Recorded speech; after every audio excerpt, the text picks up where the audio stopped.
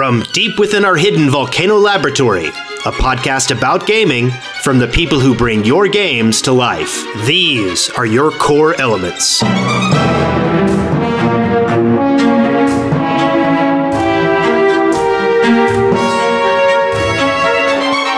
Core Elements, episode 69, recorded on October 28th, 2014. I am Wes Wilson. I'm Spencer Williams, and I hate that Wes took episode 69, so I couldn't do the obvious joke. And with us this week is John Combs of Uber Entertainment. Say hello, John. Hello.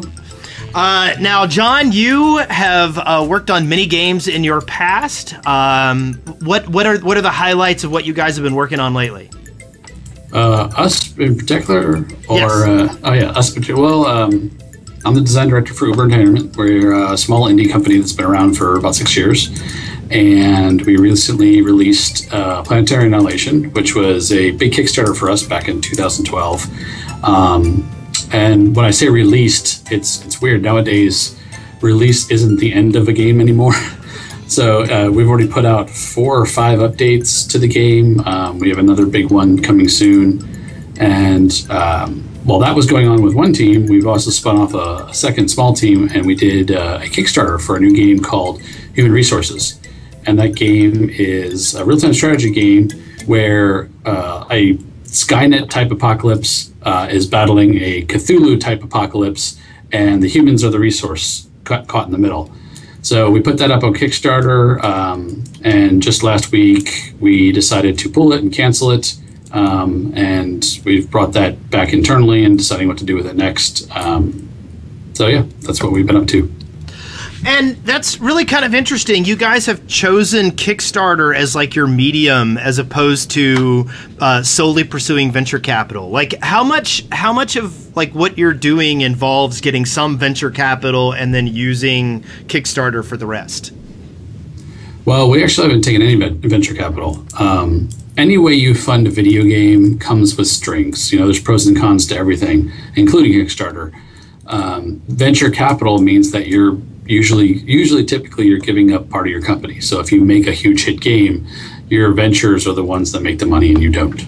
So when we went with Kickstarter a couple of years ago to try that, and we were successful with it, it basically meant that we pitched a game, the fans really liked it, and we got to build the game. Now, that Kickstarter brought in $2.2 million, which, you know, it's a lot of money. But in order to run a studio, that wasn't nearly enough to actually build the game, and that's something that a lot of people tend to not understand.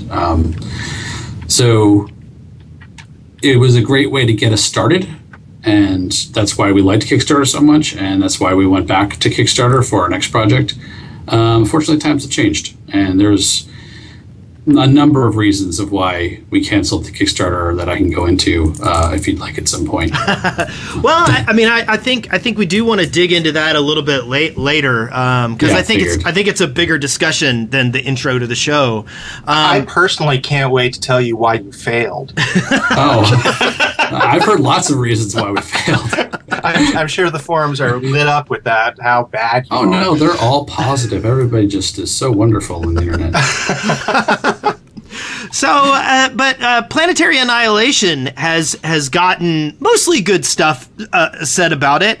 Like, and the fans seem to be really, really loving it. Is that what kind of reception have you been getting for how the Planetary Annihilation project has been going lately?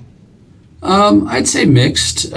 We did get a lot of really good reviews. We got not so great reviews. You know, it's been a big learning experience for us. So we're kind of, except for maybe Double Fine, the first really big Kickstarter to come out and say, "Hey, we shipped it. We're done." Right, and from my point of view, the game that we pitched in Kickstarter to the game that we shipped was far and away out of the 13 years I've been making games professionally, far and away the closest the pitch ever was to the final product. Never, ever, ever been that close before. But what's interesting is when you do this in front of your fans, who are not only emotionally invested but financially invested, they hold you to an even higher standard. So there was and continues to be a bunch of features that they were really bought into, really loved, and we technically hit 1.0 without it. Was that our mistake? Yes, absolutely. That was our mistake.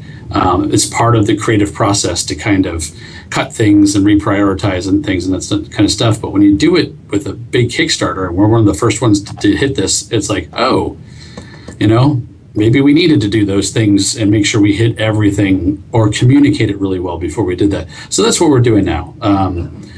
We've taken a lot of time to communicate with all of our fans now, and in general, the people that were upset that those features that we didn't hit on didn't come out, now understand where our roadmap is, where we're going, where we're getting there, and we will get there. The game that we did ship 1.0, I'm very proud of. It's a fun game. You can smash asteroids into planets and run around with tens of thousands of units, and we put in like Death Star metal planets right near the end, and it's a really cool game. And a lot of the positive reviews showcase those kind of big features. Well, and I think there's a whole interesting discussion about the whole idea of being beholden to your fans, especially with a lot of the stuff that's been going on lately. How do you feel that this is a great change in the creative process in gaming that fans being in touch with the game in development has been making on the way people are actually creating games, or is it just a superficial kind of public relations issue? Oh, I don't think it's superficial at all. Well, from our perspective anyway. We came on a Kickstarter. You also have early access, which is a big deal now. I look at early access as like pre-ordering a game, but you actually get to be part of the development process and see the game early and see the game evolve, which is an added value that you don't get. Just 5 years ago, you pre-ordered the game 6 months at a time, and you didn't. All of a sudden, it shows up in your mailbox one day. You're like, oh yeah, that's right, it came out today. So that, from the fan side, I think is really great, because you get to be like completely involved from the beginning. From our side, during the creative process, we get to actually like try things out. So we'll put it out there. We'll put it out there. We'll come up with a feature. We'll put it in there. People get to play it, and we get to collect the data. We get to see how it's balanced. We get feedback of what people like, what people don't like, and in my opinion, it's going to actually end up with better games because of that, because we get the direct feedback. Now, one thing that did happen as a result of the Kickstarter of Planetary Annihilation was and this is something that's been happening for a while, but I just wanted to touch on it, and we do need to move on with the show. But it used to be back in the late 90s, early 2000s, you would apply for betas and play in them for free, if you were accepted into the beta test. And then it became something attached to pre-orders, and it would be something that you pre-ordered, and then you would get to play in the beta. And it was still something that was mostly for the benefit of the developer, and it was something that players would treat as a preview of the game, as opposed to something that they were actually testing. And now it's sort of become, with the early access thing, players are now paying money to test the games. And then when your game came out, because of the way your Kickstarter was structured, your game was an early access at a much higher price than it ended up releasing at. And I just wanted to see, do you think that's just the way things are now, or what do you think about that? Just, I'm curious. Well, there's a lot to that. One is, we did ship at $90 for our alpha because that's what our Kickstarter tier was. And it would have been wrong for us to ship the alpha at a lower price point than the people who backed us originally. That was just wrong. We weren't going to do that. And we did end up dropping the price 2 months later for more people to come in alpha if they want. The difference between how things used to work with beta and how things work now is, how things used to work with beta, it was publisher games. So publishers didn't really need the money. They said this game is going to cost $25 million to make, and that's the money we're going to spend on it. and we're going to let people play the beta just to get some beta testing free, and it didn't matter to them. Now, as time goes on, you know, big companies like that always tend to find new ways of monetizing players. But for guys like us, like I said, the money we got from Kickstarter can't support a big studio. Right? We're not even that big. You know, we're 35 people at the moment, which is tiny compared to most studios. That's actually quite a bit bigger than I thought you were. So, yeah. But I mean, most other studios, even indie studios, are in the 70, 80s size. They're double our size. So, you know. But for studios like ours, early access represents the ability for, like I said, it's like a pre-order where you get added value. Like, people bought games before they came out for decades now. But now you get an extra benefit of being able to play. And for indie studios like ours, it actually enables us to hire more people and actually deliver on a bigger, better game than what we originally promised. At $90, did you get a significant number of people to make the alpha big enough to get the data you needed? Yeah. Oh yeah. Well, keep in mind we also got all our Kickstarter backers in too. That's true. Yeah. Okay. So you add those two together, and yeah, we got quite a bit of data that was really good. It was really helpful. Well, I have a good friend who's been streaming Planetary Annihilation whenever he streams because it's his favorite thing ever.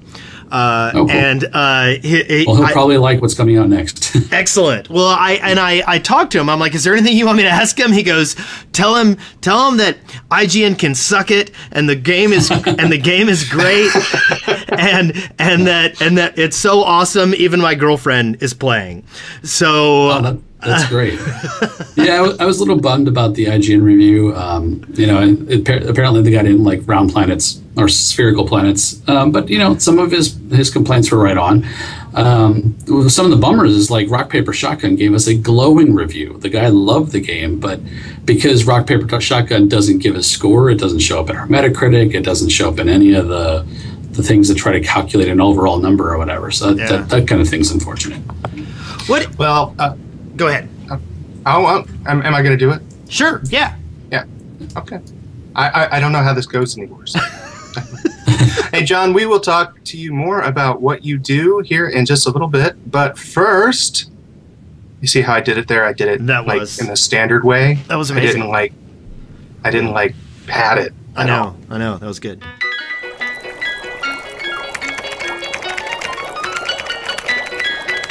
Lab notes. So this week, it's only been about 5 days since our last recording.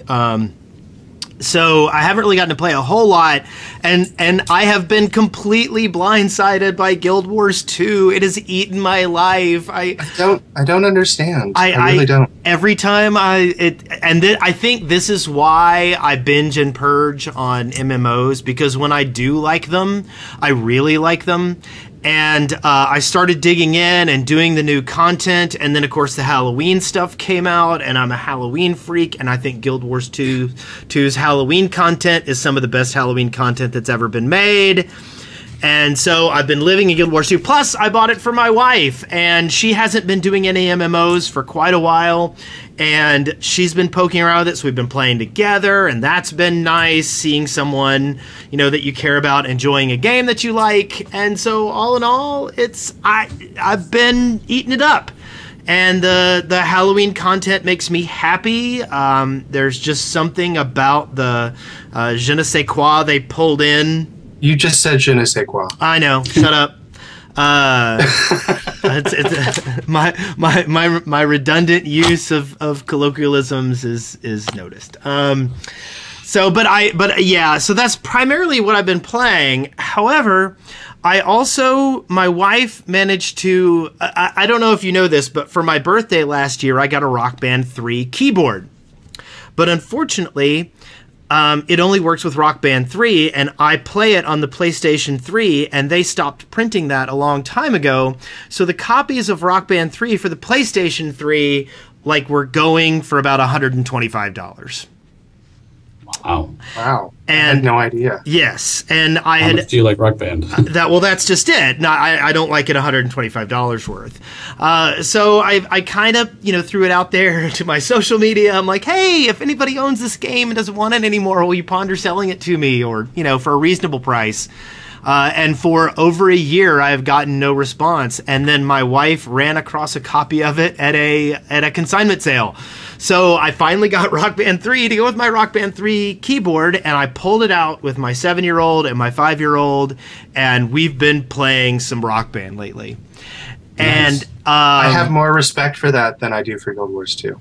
Really? But you like Guild Wars 2. I do like Guild Wars 2, but the way you go to Guild Wars is not respectable. What? It's like you go to Guild Wars. I don't want to say like you're going to the bad part of town with $5 in your pocket, but that's kind of what it feels like to me. It's like you got bad teeth, Are you saying that Guild Wars 2 is my MMO drug? Is that what you're telling me? I'm saying anytime you play an MMO, and this isn't the way it is with everybody, because there's some people that play MMOs that's just what they do. It's like some people they run. That's what they do. They go for runs. Not me, clearly, but some people. And there's some people that they build tiny horses out of toothpicks. I don't know. People do weird things. But you fall into these holes of despair.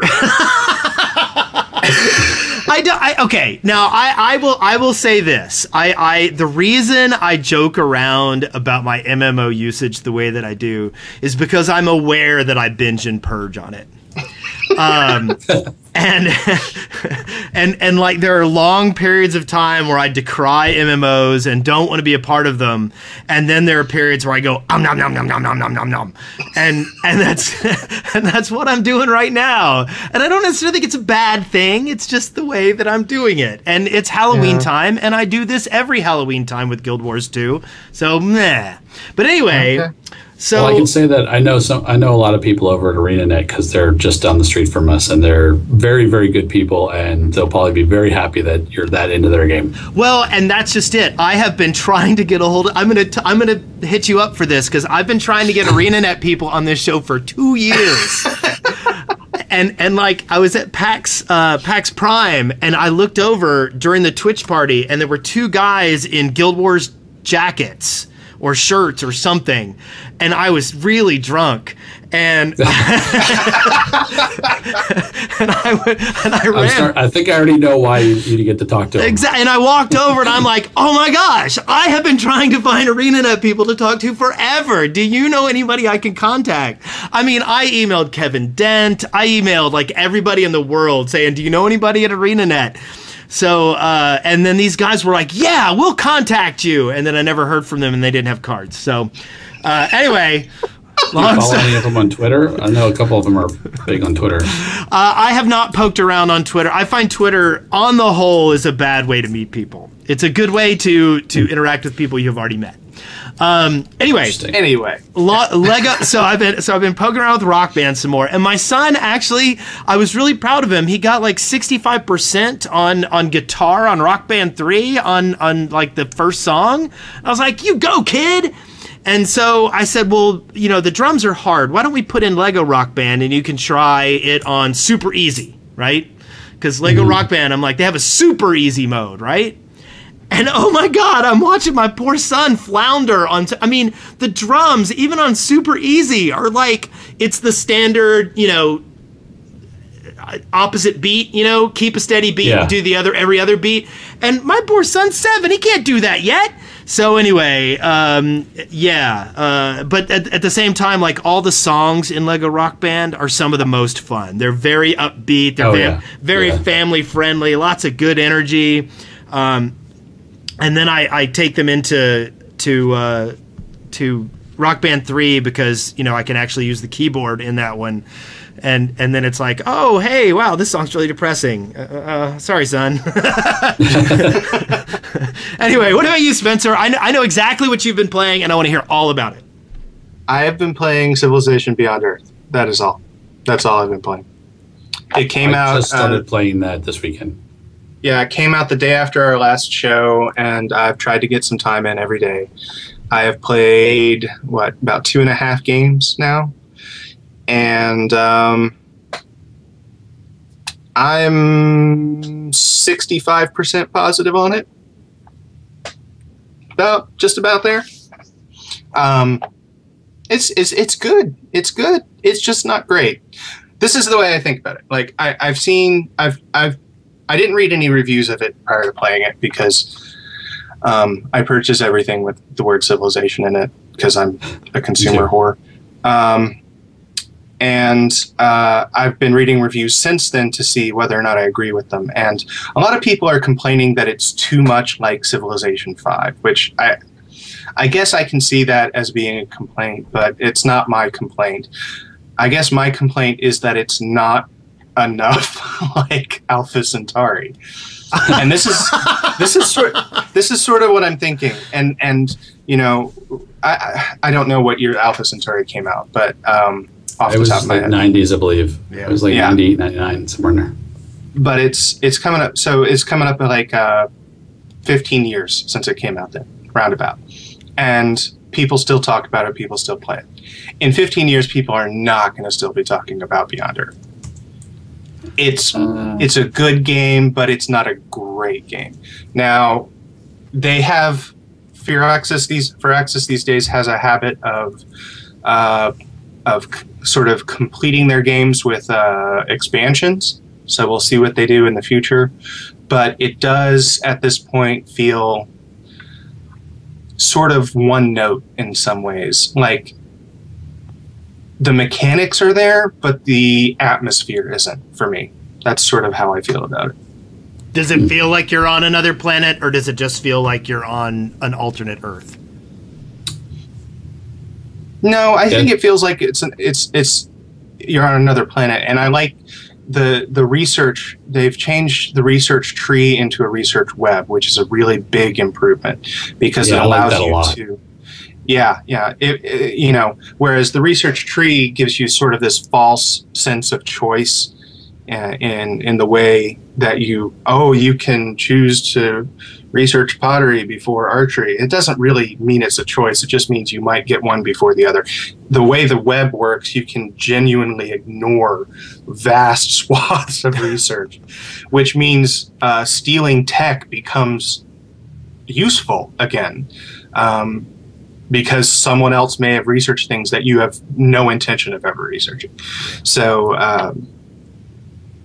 but then when you do steal it, finding out what you've stolen is kind of difficult. Yeah. Really? Actually, one of my biggest complaints, and I actually had the same complaint about Alpha Centauri, is when you play Civilization, you know that when you get gunpowder, that's better than arrows. But when you play this game in Alpha Centauri, it's like, oh, I got tachometer projectiles. Is that better than the, enhanced plasma weapon? I have no idea. It's hard to easily see that progression. In general, I know what historically the printing press, the discovery of the printing press means. I do not know what the discovery of alien ethics means. So that's a big thing. That's a big thing, and that's just a problem with the sort of the way the shift in genre is.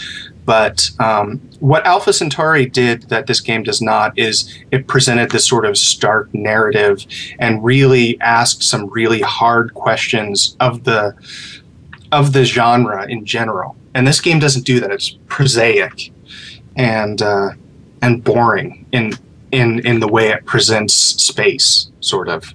Hey, you're on a planet. There's aliens out there. You can go and talk to them, whatever. And then you do so, and you just get a block of text. Hey, you found the aliens. Congratulations. Game over. But I do like, one of the things that I did, so I've played about 3/4 of a game so far, and I really like the alien nests. So where it's like, oh, I can't really go over there until I get much stronger, and there's a civilization on the other side, so I have this like alien nest buffer, so I don't have to worry about being attacked, or I can, you know, go, and sometimes I find aliens to come be my soldiers and stuff. That part I found really, really interesting. Now I will say, and the aliens aren't always mindlessly aggressive either, like the barbarians are in Civ, and that's kind of nice too. I will say something very, very controversial in that civilization. I've played all the civilizations extensively, from 1 all the way up through 5, and Civilization 5 is my favorite one out of all of them. Wow, I agree with that. I agree with that. I think it's better once than the all the other expansions ones. are in place. Yes. Especially once the expansions are in place. I actually wasn't that much of a fan of 4, and most people really love 4. I enjoyed 4. I enjoyed 5 as well, and I liked a lot of the improvements that they made. But I feel like they simplified a lot, and I found myself basically just going through the motions. Like I wasn't, and I find this with a lot of Civilization games. I find myself playing them, but the amount of time I put into each game of it is inexplicable for the amount of joy that I receive from it. Like I feel like it's more of a. It's a bad comparison, but I feel like it's kind of Facebooky in that you put a lot of investment into very small changes, and eventually I found that in Civilization 5 you sort of got this, you either went war or you ended up with kind of this weird, barely fluctuating border situation.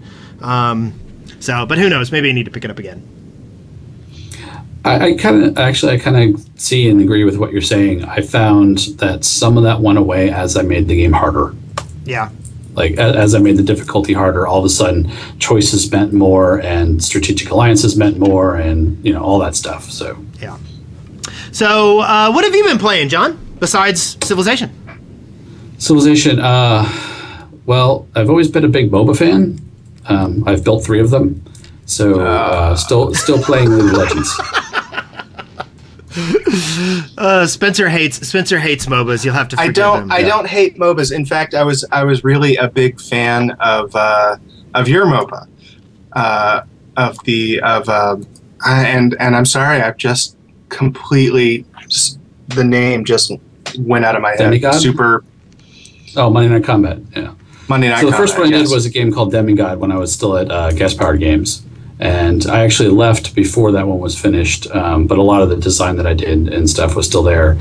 And then Monday Night Combat and Super Monday Night Combat are hybrid shooter MOBAs. Yeah, so right. I did those 2 as well. I'm a League of Legends fan, so that's kind of my go-to game when I have not much else to do. And then I do I'm like you, Wes. I have a 7-year-old and a 4-year-old at home, so I do a lot of my gaming on my iPad. Yeah. So Best Fiends and Amazing Battle Creatures are the 2 big games I'm playing with my kids on my iPad. Oh, that's Amazing awesome. Battle Creatures. Yes. Are they as amazing as they sound? It's pretty good. It's a Glue game. Glue tends to do pretty good mobile games.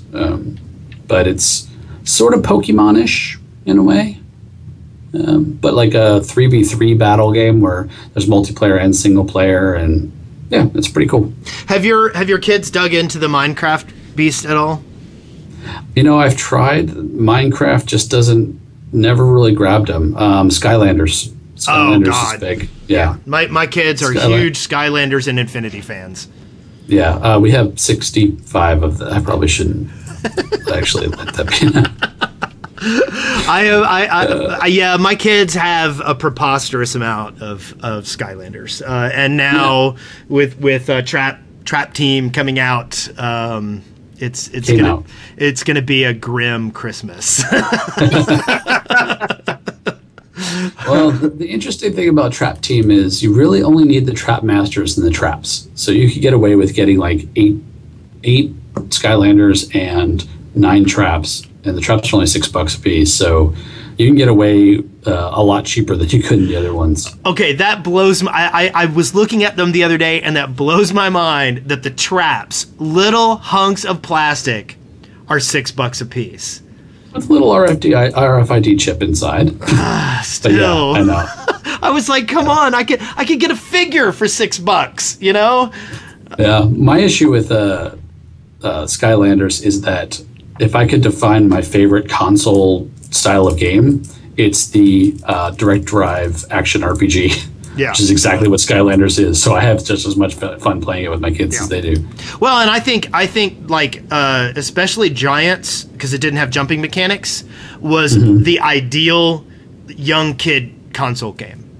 Like it had some challenge. It gave you a lot of great gaming elements, but it also didn't. It wasn't a dexterity check. Right. Yeah, I agree. And I loved it and loved playing it with the kids. Played all the way through Giants with them. I still haven't finished Swap Force because they kind of got fixated on it and I couldn't keep up. So anyway, we'll see how that goes. I have nothing to say for another 2 or 3 years, and I figure I'm going to start my son straight in on Wolfenstein, the newer ones, Yeah. Doom, the bloodier the better. By the way, I really liked Demigod when it came out. I was so excited. I was like, Demigod, yes! Yeah. But it was so slow paced. It was so slow. And it broke my heart. It was there was some pretty big changes after I left, but I left to help start Uber, so it was kind of a once in a lifetime opportunity. So I was going to miss it. Well, as a MOBA fan, by the way, I'm curious. I'm good friends with the High Res guys, and I really love Smite. How do you feel about Smite as a game in the MOBA genre? It's funny. I've grown to know the High Res guys too, because we always ended up at PAXs together. And I like Smite as a game. And one of the things I really liked it is, if you look at like the third-person MOBA genre, the Monday Night Combat games were like shooter MOBAs, and Smite's more of a third-person action MOBA. And I love that difference there. And it's interesting to see the same problems, the problems that we found when you pull the camera from top down to third person, how we solved them differently. And that was, I think they did a great job doing it their way, and it was different from ours, which was a really cool thing to see. Yeah. Okay, well, let's move on and let's talk a little bit about what's in the news.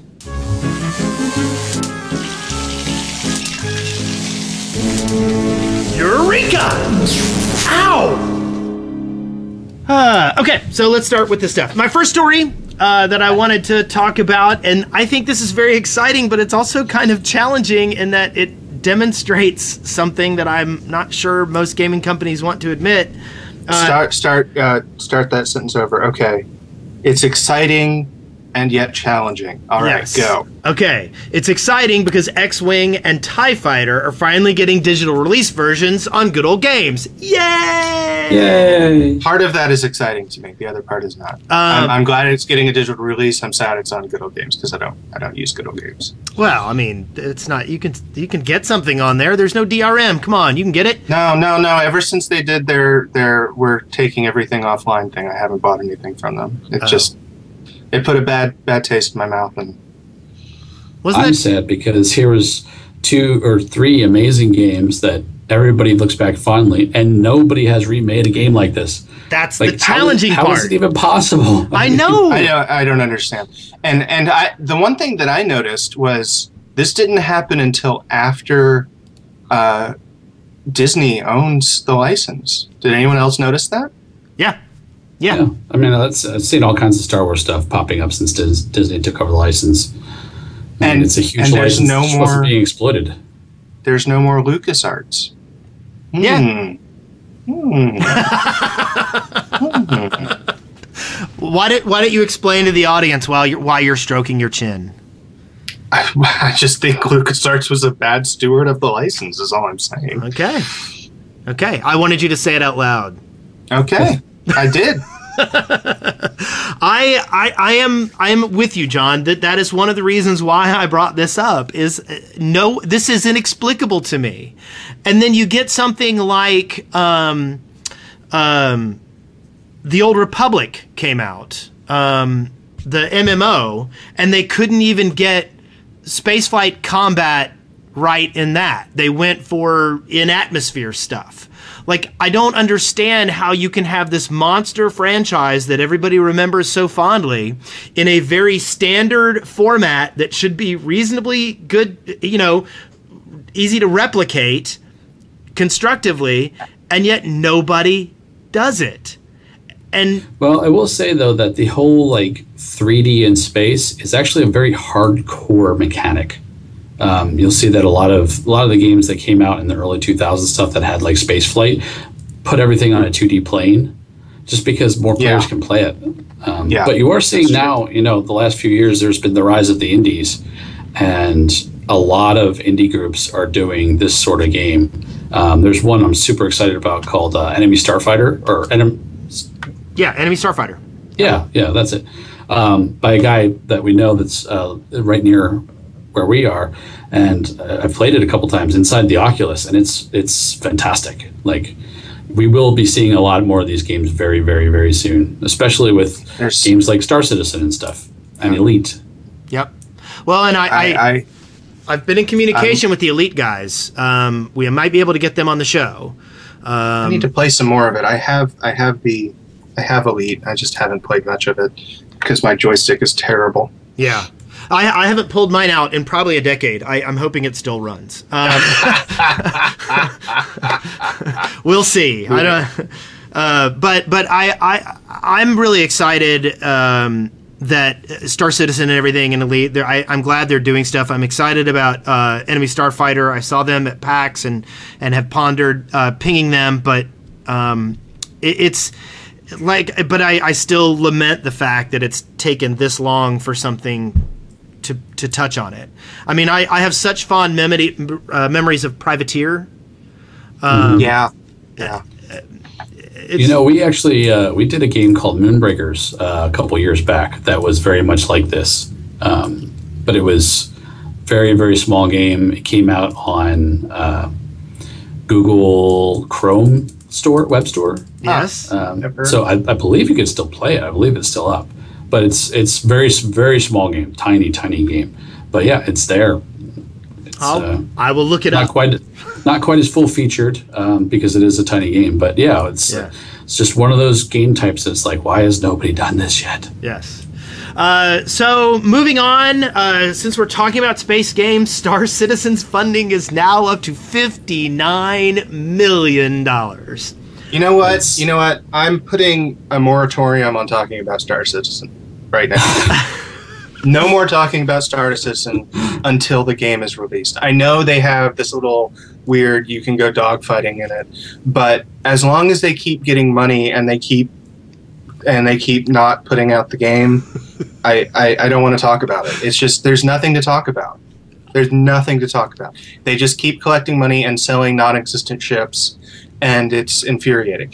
I know I'm perfectly happy for them to keep having a budget to develop this game, and I hope the game is excellent, but it infuriates me that they are selling ships that, one, there's nothing tangible, and two, there's nothing digital, because people can't even fly in them because there's nothing to do. They're selling ships that you can't.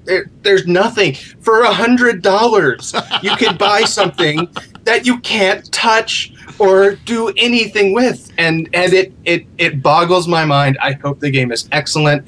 I kickstarted it. I want it to be great, but I don't want to talk about it until there's actually something there.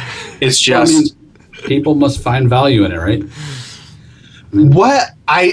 That's what boggles my mind. I don't know what value there is. This is $59 million worth of optimism. That's what this is. That's exactly what this is. This is basically the... And I'm not pessimistic about it at all. I'm just tired of...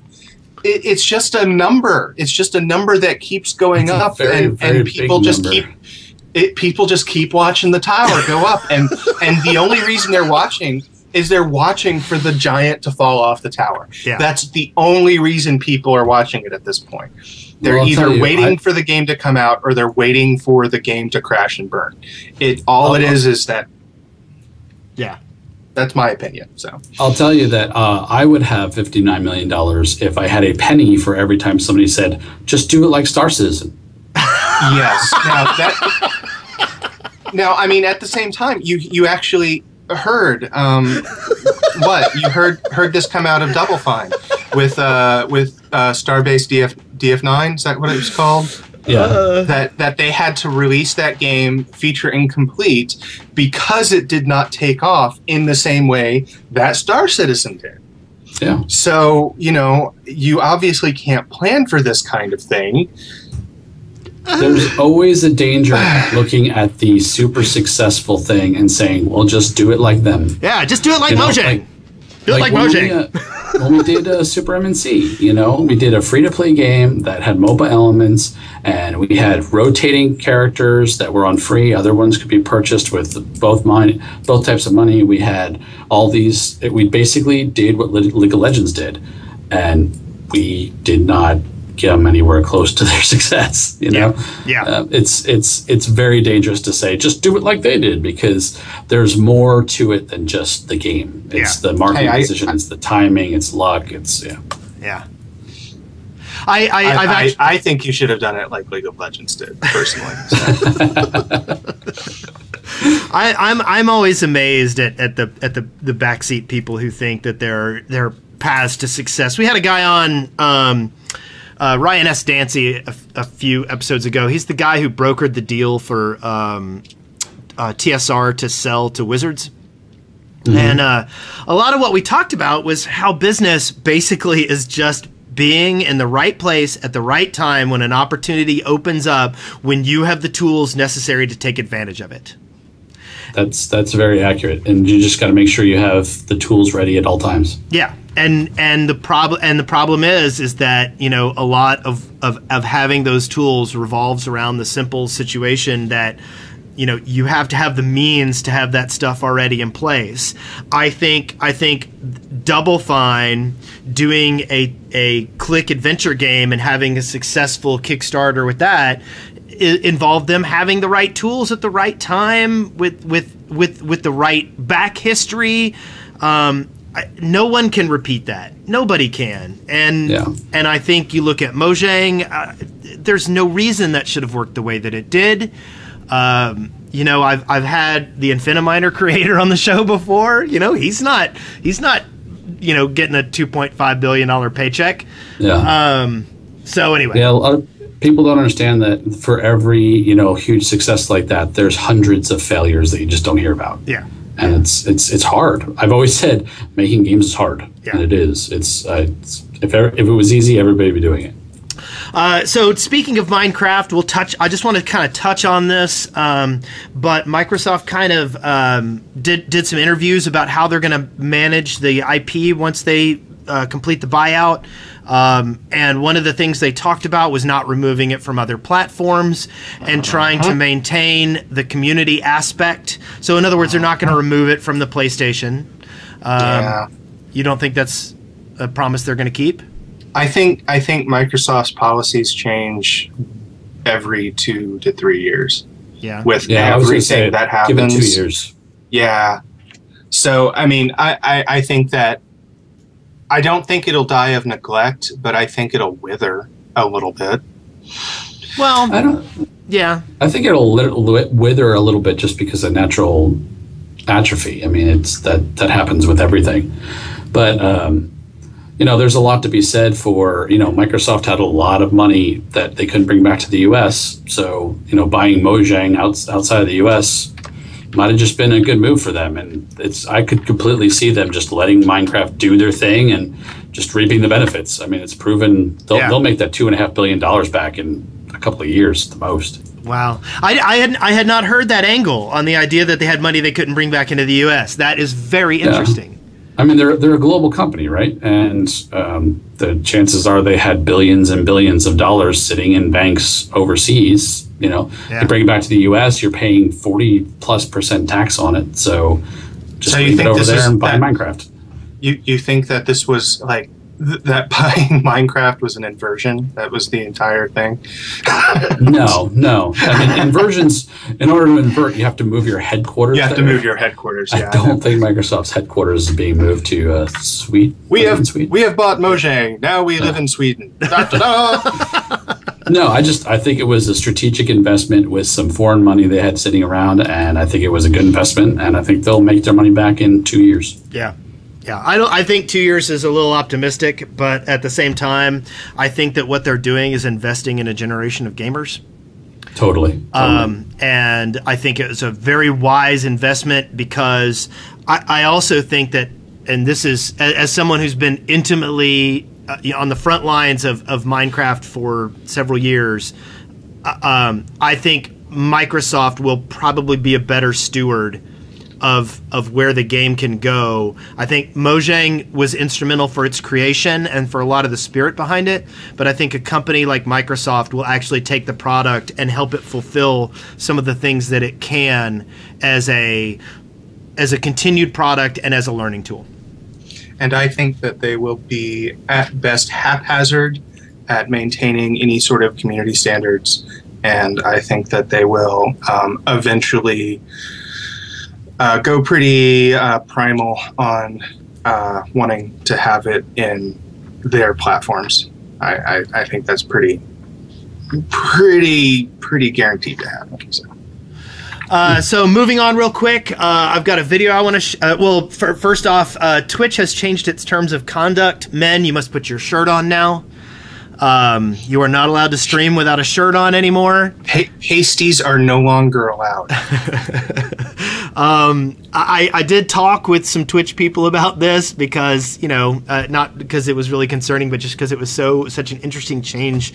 And evidently all the stuff that's coming out right now about changing in the terms of conduct were actually already in there. The only difference is that men have to put their shirt on now. But also you're not supposed to do anything illegal. If you can't be smoking dope on your camera if you're in a place where that's illegal. I was going to say, can you do that here in Washington? Well, that's just it. I think so. I don't know. I hope so. Anyway. Well, it depends on whether it's federal laws or state laws. Yeah. I don't know. But I'm telling you, I am protesting it right now. I am not wearing pants. And then additionally, they're saying no lingerie and things like that. But the main thing is men have to put their shirts on now because so many streams I went to had men without shirts on. It was really distracting. Wait, I was on. Yeah, I know. I was on Pornhub, not Twitch, right? I don't know. Eyes up here, gentlemen. I also am going to include a link to some videos. This is of a bunch of people freaking out because they found out Mewtwo is going to be added to Smash Brothers. And this just appeals to me on some rudimentary level, watching people freak out about a character introduced to a game. I have no understanding of why they're so excited about Mewtwo. I have no comprehension. This is like little kids screaming at the Fresh Beat band to me. Like, it makes no sense. But it's... Are you saying Mewtwo is the new Beatles? I am. Evidently. So I'm going to include... Mewtwo's last name is Bieber, right? Exactly. Wow, yes. Bieber. And Mewtwo then spits on his fans. He doesn't even care. Mewtwo's this is going to sound awful. He's a Pokemon character, right? Yes. One of my great failings as a game designer is I just learned to play Pokemon about a month ago. 2 months ago for me. Don't feel bad. Don't. As a consumer, I have watched it evolve on the fringe of my chosen fandom, and I knew I should pay attention to it. But I just touched a Pokemon game, and I picked up probably the worst one I could have picked up. I picked up Pokemon Pearl. That's not the worst one. That's not the worst one. I don't know, one of the other ones. I learned how to play the card game. Okay. My card game of choice has always been Magic the Gathering, so I never really got around to Pokemon. Well, the Pokemon card game is still going strong. It is still very active in a lot of tournaments. And my kids have a bunch of cards, but they're really just strewn about on their floor because they just like the pictures on them. But I figure eventually I'm going to teach them how to play. And lastly, I've got one more video I want to share, and this is somebody beat Spelunky playing on a dance pad.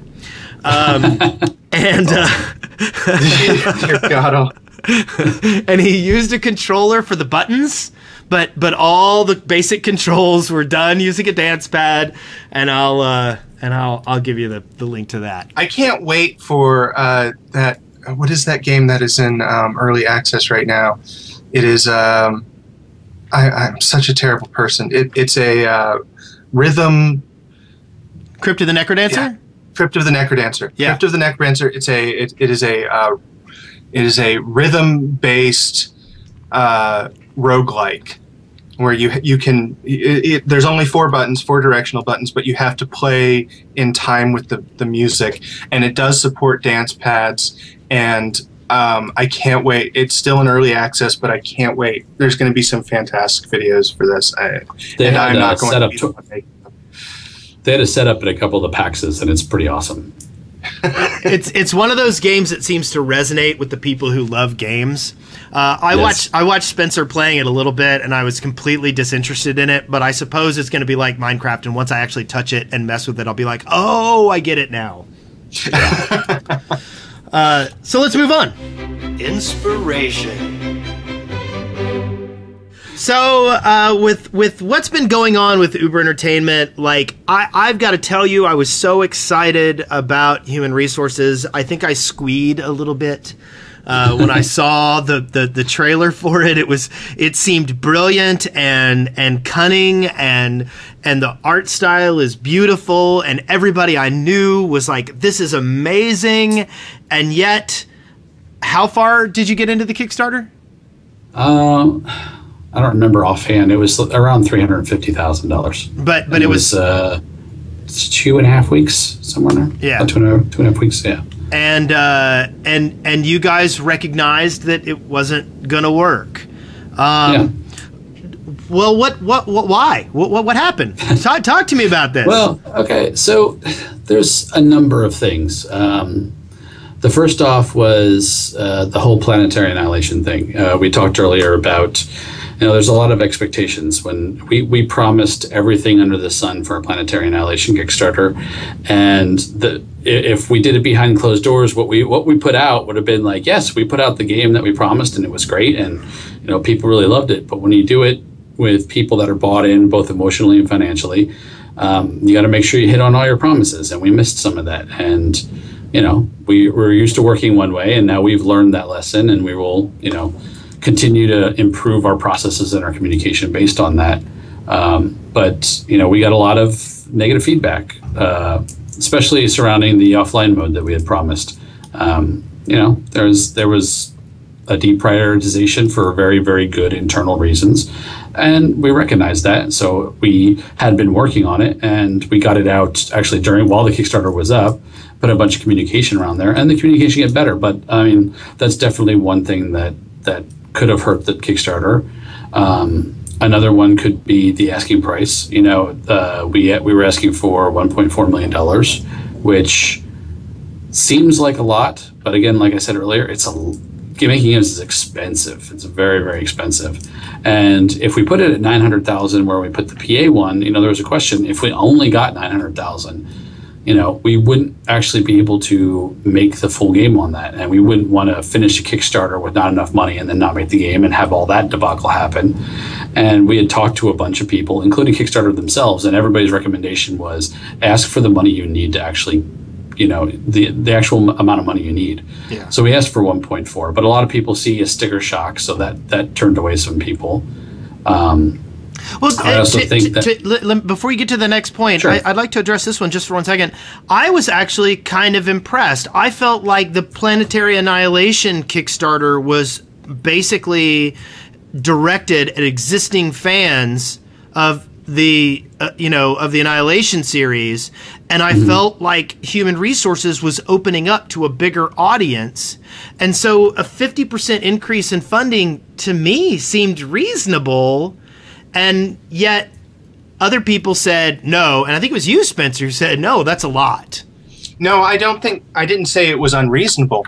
I think that when you see the $1 million mark on Kickstarter, I think that when a potential backer sees that, I think that there's a psychological switch there that gets flipped, and they say, wow, they're asking for a lot of money. Yeah, like it's as soon as you cross 1 million, people tend to think you have infinite. Like, oh, once you're over 1 million, it's infinite money. And why do we want to give them infinite money? Just like, you know, people say PA got 2.2 million. They now have infinite money. Why don't you use some of that money for resources? Yeah. And it's like, well, no, actually, the $2.2 million got us to about alpha.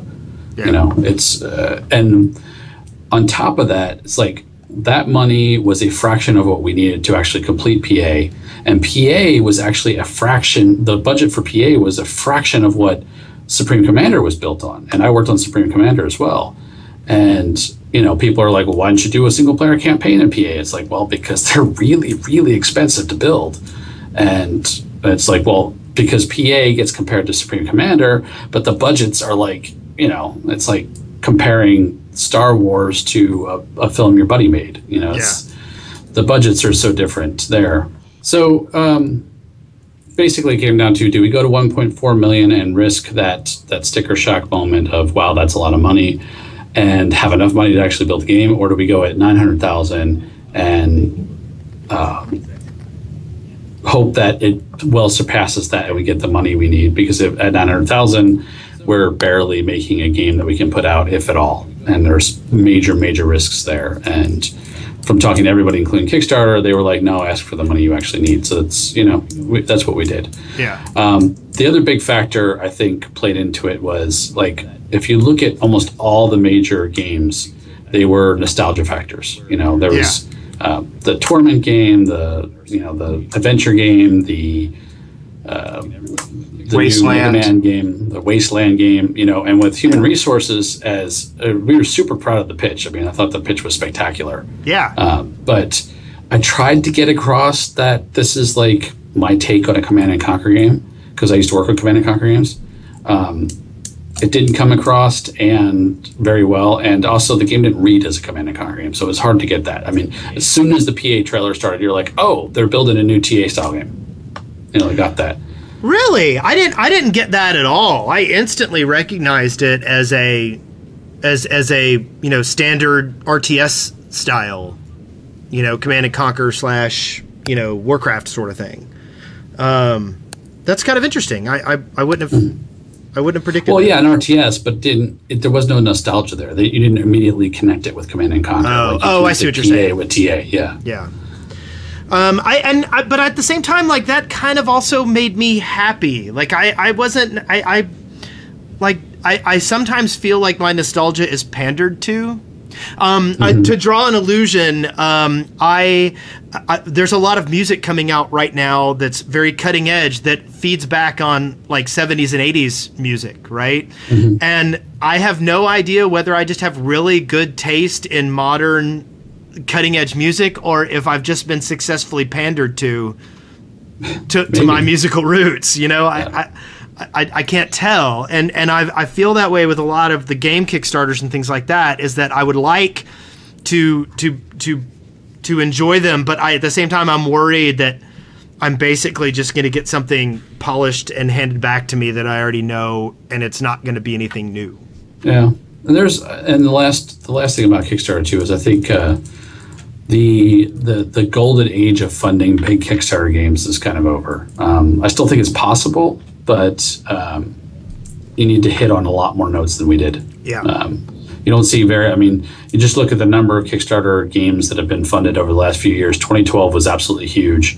2013 tapered off a bit, and 2014 so far, there's only been one over 1 million, and it was barely over 1 million. So it's definitely fallen off. Yeah, that was a point that I made last week. It's not, and I don't think crowdfunding is going away, but I do think that Kickstarter itself, I think, as a platform, has had the shine rubbed off of it. And all it took was a few high-profile failures for that to happen. And it doesn't have to be your early failures. Access. Huh? Right. You could say the same about early access. Yeah. Yeah, I think that's to a lesser extent, because with early access, you pay for something and you get something immediately. However, right. You know, there are definitely some cases of people paying for games that are then never touched again. But I think that's a far I think that's far less common than game failures on Kickstarter. Yeah. Yes, I agree. So like, one other thing, I have some friends who had a very successful Kickstarter recently, but it's because they already had an audience built up. Then another local Kickstarter came up, and it didn't already have its audience, and it didn't see the kind of response that it wanted, and the feedback it got from its Kickstarter was like, okay, not only am I not going to make my Kickstarter, but I've misjudged my audience. Do you think there's a value towards beginning the promotion of an idea before the Kickstarter? I mean, the first time I heard of Human Resources was the moment the Kickstarter was open. Did you guys do any promotion for that beforehand? I think it kind of depends on what you're trying to do.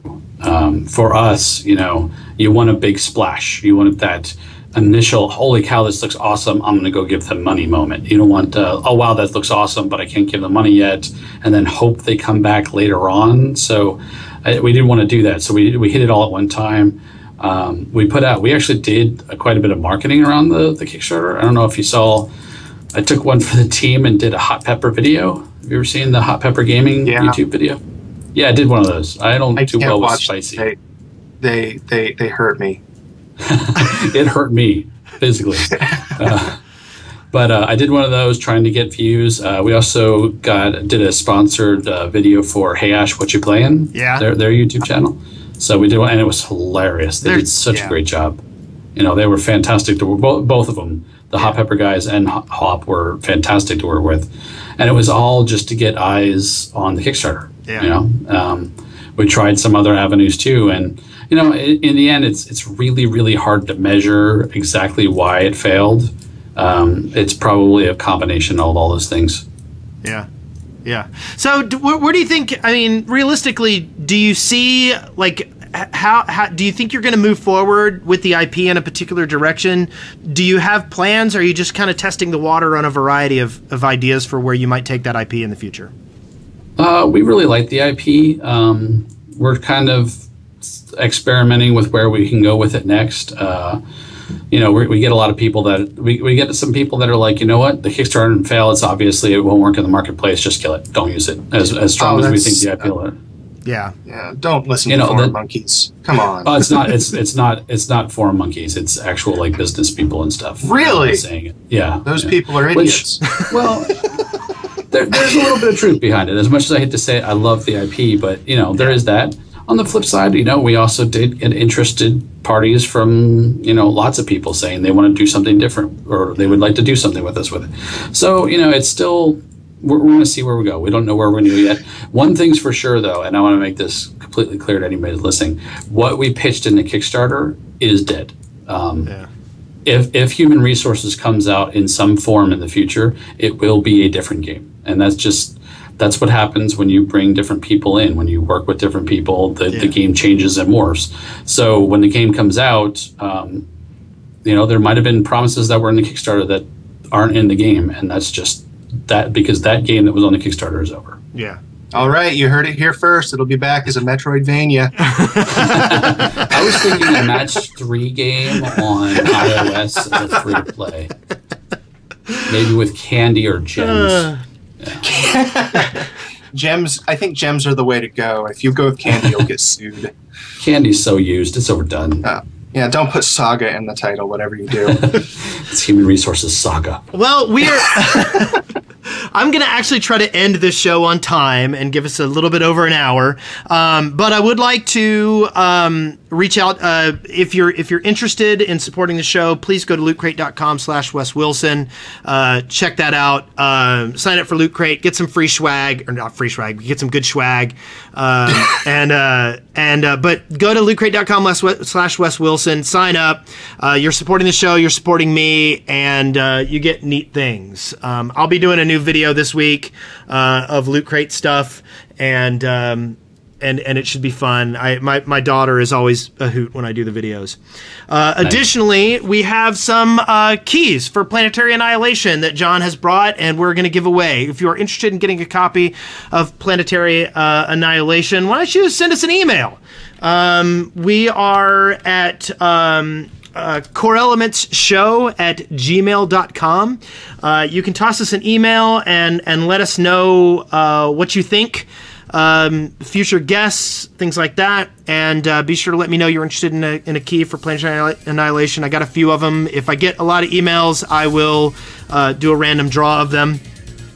John, thank you for joining us. Welcome. Thanks for having me. I've really enjoyed meeting you at PAX East, and I'm glad we finally got to talk. I'm sad it's over the burnt wreckage of your awesome Kickstarter. I wish I had been able to. Yeah, me too. I wish I had been able to deliver you, like some media. Like I wish $1.7 million. Yes, yes, because our audience of this show is so worth it. Yeah. And there's if anybody in the audience has $2 million laying around that they want to invest in a video game, let me know. Yes, and I will gladly cheer you on, and you'll be a guest on the show. If you want to personally crowdfund human resources, let me know. Anyway, is there anything else you want to pitch before we head off, John? If you want to follow myself, I'm at John Combs on Twitter, and Uber is at UberEnt, E-N-T, short for entertainment, on Twitter as well. Feel free to follow us, and that's how you'll be able to keep up with most of what's going on. Okay, sounds great. Everybody have a great night. Take care. Later. Thank you.